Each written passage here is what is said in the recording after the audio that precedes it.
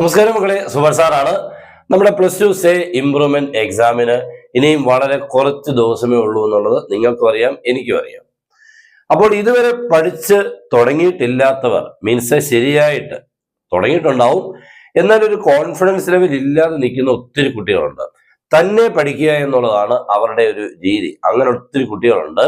കാരണം ഇനി വീട്ടുകാരുടെ പൈസ ചോദിക്കാനുള്ള മീൻസ് എവിടെയെങ്കിലും ഇപ്പം ഓൺലൈനായിട്ടോ ഓഫ്ലൈനായിട്ടോ ട്യൂഷന് പോകാൻ പൈസ ചോദിച്ചാൽ വീട്ടുകാർ തെറി വിളിക്കും എന്നുള്ള വീട്ടിൽ ഒത്തിരി പേരുണ്ട്. അത് അവരെ കുറ്റം പറഞ്ഞ കാര്യമില്ല, അവരുടെ ആ മനസ്സ് അങ്ങനെ ആയിപ്പോയി. നിങ്ങൾ ജയിക്കും എന്ന് വിചാരിച്ച് നടന്നു, പക്ഷെ നിങ്ങൾ തോറ്റപ്പോൾ അവരുടെ മനസ്സിലുണ്ടായ ആ വിഷമം എന്തായാലും പ്രകടിപ്പിക്കും. പക്ഷെ അതെന്നാലും നിങ്ങൾ ആത്മാർത്ഥമായിട്ട് പഠിക്കണമെന്ന് ആഗ്രഹിച്ച് ചോദിച്ചാൽ ലാസ്റ്റിൽ അവർ ഉറപ്പായിട്ട് സമ്മതിക്കും. ഞാൻ പറഞ്ഞത് തന്നെ പഠിക്കുന്നത് വലിയൊരു റിസ്ക് ആണ്. കാരണം ചെറിയൊരു കാര്യത്തിന് വേണ്ടിയാണ്, മീൻസ് ചെറിയൊരു പൈസയുടെ കാര്യത്തിന് വേണ്ടിയായിരിക്കും നമ്മൾ തന്നെ പഠിക്കാം എന്ന് തീരുമാനിക്കുന്നത്. പക്ഷെ നമ്മളൊരു രൂപമില്ലാതെ നമ്മൾ കുറച്ച് ക്ലാസ്സുകളൊക്കെ എവിടെയും കണ്ടു പഠിക്കും. പക്ഷെ അതൊക്കെ ലാസ്റ്റ് നമുക്ക് എത്തുമ്പോൾ ഒരു പൂർണ്ണ രൂപമില്ലാതായിരിക്കും എക്സാമിന് എത്തുന്നത്. എങ്ങനെ പഠിക്കണമെന്നോ ഏതൊക്കെ പഠിക്കണമെന്നോ ഒരു കൃത്യതയൊന്നും ഇല്ലാതെ കുറെ ചാപ്റ്റേഴ്സിനെ നമ്മൾ പഠിക്കും. കാരണം നമുക്ക് അത്രയ്ക്കുള്ള ബുദ്ധിമുട്ടാണെന്നുള്ള അറിയാം. നമ്മളിപ്പം ഫെയിൽ ആയപ്പോൾ തന്നെ ആ സബ്ജക്റ്റിൽ നമ്മുടെ ബുദ്ധിമുട്ട് എന്തുമാത്രമാണ് തിരിച്ചറിഞ്ഞു, അതിനുള്ളിലുള്ള കഴിവ് എന്താണെന്ന് തിരിച്ചറിഞ്ഞു. അപ്പൊ ഇനി എന്തായാലും നമ്മൾ ചെയ്യേണ്ടത് പഠിക്കേണ്ടതിനെ കുറിച്ചുള്ള കൃത്യമായിട്ടുള്ള ഡേറ്റ കിട്ടി പഠിക്കുക. അപ്പൊ അതിനുവേണ്ടി എന്തായാലും നമ്മൾ എവിടെയെങ്കിലും ഒരു സഹായം, ഇപ്പൊ നമ്മുടെ ക്ലാസ് ഒത്തിരി കുട്ടികൾ പഠിക്കുന്നുണ്ട്, നമ്മൾ നന്നായിട്ട് അതിനു വേണ്ടിയുള്ള ആ കറക്റ്റ് കാര്യങ്ങൾ പഠിക്കേണ്ടത് എങ്ങനെയാണെന്നുള്ള എല്ലാ കാര്യങ്ങളും 3 സബ്ജക്റ്റും കൊടുക്കുന്നുണ്ട്. ഫിസിക്സ് ഉണ്ട്, മാത്സ് ഉണ്ട്, കെമിസ്ട്രി ഉണ്ട്.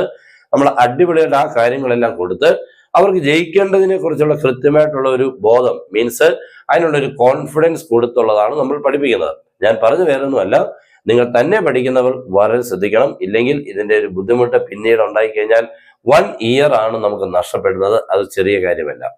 നമ്മൾ എന്തായാലും പഠിക്കുമ്പോൾ ഇനിയിപ്പോൾ ഉള്ളത്, ഇപ്പൊ നമുക്ക് ഏകദേശം ഇന്ന് ഡേറ്റ് 11 ആയിട്ടുണ്ട് അല്ലേ. ഈ 11-ാം തീയതി തൊട്ട് നമുക്ക് ഇനി 23-ാം തീയതി സ്റ്റാർട്ട് ചെയ്യുക. ഇതിനിടയ്ക്ക് ഏകദേശം ഒരു 11-12 ദിവസം ഉണ്ടെന്ന് വെച്ചോ, ഇല്ല ഇനി ഒരു 13 ദിവസം ഉണ്ടെന്ന് വെച്ചോ, ഇന്നത്തോടെ കൂട്ടി 13 ദിവസം ഉണ്ടെന്ന് വെച്ചോ, ഇല്ലെങ്കിൽ 12. ഈ 12 ദിവസത്തിനുള്ളിലും നിങ്ങൾക്ക് വേണമെങ്കിൽ ഉറപ്പായിട്ടും ജയിക്കാം. ഇപ്പൊ 2 സബ്ജക്റ്റ് ആണെങ്കിലും 3 സബ്ജക്റ്റ് ആണെങ്കിലും ഒക്കെ നിങ്ങൾക്ക് എഴുതി ജയിക്കാനുള്ള ടൈമുണ്ട്. പക്ഷെ ഇനി നിങ്ങൾ പഠിക്കേണ്ട രീതിയിൽ ഉണ്ടാകുന്ന ചേഞ്ചസുകൾ ഒന്ന് വരുത്തിയാൽ മതി. എന്ന് പറഞ്ഞു കഴിഞ്ഞാൽ നമുക്കിനിയും ജയിക്കണമെന്ന് ഉണ്ടെങ്കിൽ 1-2-3 കാര്യങ്ങൾ ശ്രദ്ധിക്കണം. ഫസ്റ്റ് നിങ്ങൾ ചെയ്യേണ്ടത് പ്രീവിയസ് ഇയർ ക്വസ്റ്റ്യൻസുകൾ എല്ലാം കളക്ട് ചെയ്യണം. പ്രീവിയസ് ഇയർ ക്വസ്റ്റ്യൻസുകൾ എന്ന് പറഞ്ഞാൽ പഴയ നമ്മുടെ മോഡൽ എക്സാം ഒക്കെ എടുക്കണം കേട്ടോ. നമ്മളതിന്റെ പബ്ലിക് എക്സാം മാത്രമല്ല, എക്സാമിന് മോഡൽ എക്സാം നമ്മൾ പലരും കണ്ടിട്ടില്ലാത്തൊരു സംഭവമാണ് ഈ മോഡൽ എക്സാമിന്റെ ക്വസ്റ്റ്യൻ പേപ്പർ.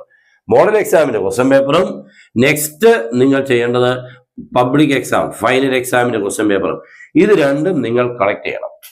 ഇത് രണ്ടും കളക്ട് ചെയ്ത് നിങ്ങൾ കൈവച്ചിട്ട് വളരെ ശ്രദ്ധിക്കേണ്ടതാണ്.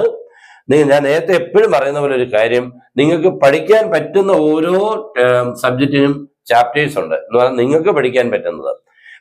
ഒത്തിരി കുട്ടികൾ ഇപ്പം ഫുൾ പഠിച്ച് പരീക്ഷ എഴുതി നല്ല ഫുൾ മാർക്ക് വാങ്ങിച്ചു. നമുക്ക് അതേതായാലും പറ്റില്ലെന്നുള്ളത് അറിയാം. അപ്പൊ നമുക്ക് പറ്റുന്ന ചാപ്റ്റേഴ്സുകളെ സെലക്ട് ചെയ്യുക എന്നുള്ളതാണ് രണ്ടാമത്. അവിടെയാണ് നിങ്ങൾ പെട്ടുപോകുന്നത്. അവിടെയാണ് ഞാൻ ഈ പറഞ്ഞത്, തന്നെ പഠിക്കുന്നവർ പെട്ടുപോകുന്നത് അവിടെയാണ്.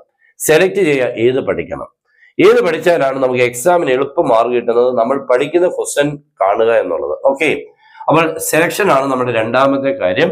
ഏതൊക്കെ ചാപ്റ്ററുകൾ വേണം ഓരോ സബ്ജക്റ്റിനും വേണ്ടി പഠിക്കണം. ഇപ്പൊ മാത്സ് ആണെങ്കിൽ എനിക്ക് കൃത്യമായിട്ട് അറിയാം ഏത് ക്വസ്റ്റ്യൻ ആണ് പഠിപ്പിച്ചാൽ കുട്ടികൾക്ക് പരീക്ഷ എഴുതാൻ പറ്റുന്നതും പരീക്ഷയ്ക്ക് പ്രയോജനപ്പെടുന്നതും. ഇപ്പൊ നമ്മള് ചില ക്വസ്റ്റ്യൻ ഉണ്ട് ഉറപ്പായിട്ടും വരും, പക്ഷെ അത് കുട്ടികൾക്ക് പഠിക്കാൻ പറ്റത്തില്ല. കാരണം കുറെ പഠിക്കേണ്ടി വരും ഇച്ചിരി. പക്ഷേ ചിലതുണ്ട് ഉറപ്പായിട്ടും പഠിക്കാനും പറ്റും, അത് ഉറപ്പായിട്ട് പരീക്ഷയ്ക്കും വരികയും ചെയ്യും, മാർക്ക് കൂടുതലും കിട്ടും. അങ്ങനെയുള്ളവരെ നമ്മൾ ആദ്യം ഒരു പ്രിഫറൻസ് ലിസ്റ്റ് പോലെ തയ്യാറാക്കി ക്വസ്റ്റ്യൻ പഠിപ്പിച്ചെടുത്താണ് ജയിപ്പിക്കുന്നത്. അപ്പൊ അവിടെ നമുക്കൊരു ബുദ്ധിമുട്ടുമില്ല ആ കുട്ടിക്ക് ജയിക്കാൻ. അതേപോലെ എല്ലാ സബ്ജക്റ്റിനും നമ്മൾ അങ്ങനത്തെ കാര്യങ്ങളാണ് കൊടുക്കുന്നത്. അപ്പൊ രണ്ടാമത്തേത് സെലക്ഷൻ നടത്തണം നിങ്ങൾക്ക് പഠിക്കേണ്ടത്. മൂന്നാമത്തെ കാര്യം വളരെ ഇമ്പോർട്ടന്റ് ആണ്. ഇതെല്ലാം കഴിഞ്ഞിട്ട് ഇവനെല്ലാം നിങ്ങൾ ചെയ്ത് പഠിക്കണം. അത് കൂടാതെ 2-3 കാര്യങ്ങളുണ്ട്.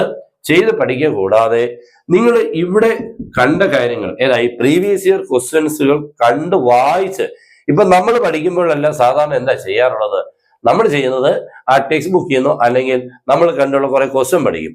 എക്സാമിന് ആ ക്വസ്റ്റ്യന് ചോദിക്കുന്ന വേറെ രീതി കൂടെ ആയിരിക്കും. നമ്മൾ അത് ശീലിച്ചിട്ടില്ലാത്തതുകൊണ്ട് എക്സാമിന് ചെല്ലുമ്പോൾ പഠിച്ച ഒരു ക്വസ്റ്റ്യൻ പോലും നമുക്ക് കണ്ടാൽ മനസ്സിലാകത്തില്ല. അതിന് തന്നെയാണ് നിങ്ങൾ ചെയ്യേണ്ടത്. ഈ പ്രീവിയസ് ഇയർ ക്വസ്റ്റ്യൻസുകൾ ഉറപ്പായിട്ടും മോഡൽ എക്സാമിനും പബ്ലിക് എക്സാമിനും വന്ന ഒരു 3 വർഷത്തെ ക്വസ്റ്റ്യൻ പേപ്പർ നിങ്ങൾ വായിക്കണം. എന്നെങ്കിൽ മാത്രമേ നമ്മൾ പഠിച്ചതൊക്കെ പരീക്ഷയ്ക്ക് വന്നിട്ടുണ്ടോന്നും, അല്ലെങ്കിൽ പഠിച്ചതൊക്കെ ഇപ്പൊ നിങ്ങൾക്ക് ഒരു ക്വസ്റ്റ്യൻ പഠിച്ചു വെച്ചിട്ടുണ്ട്, അത് എക്സാമിന് ഇതിനകത്ത് കാണും, പക്ഷെ നിങ്ങൾക്ക് കണ്ട തിരിച്ചറിഞ്ഞില്ല. എന്തുകൊണ്ടാ? നമ്മൾ പഠിച്ച സെന്റൻസ് പോലെ ആയിരിക്കത്തില്ല ആ ക്വസ്റ്റ്യൻ എക്സാമിന് വന്നിരുന്നത്. അതുകൊണ്ട് ഇതൊക്കെ ബുദ്ധിമുട്ട് ഒഴിവാക്കാനാണ് നമ്മൾ ഒരാളുടെ സഹായം തേടുന്നത്.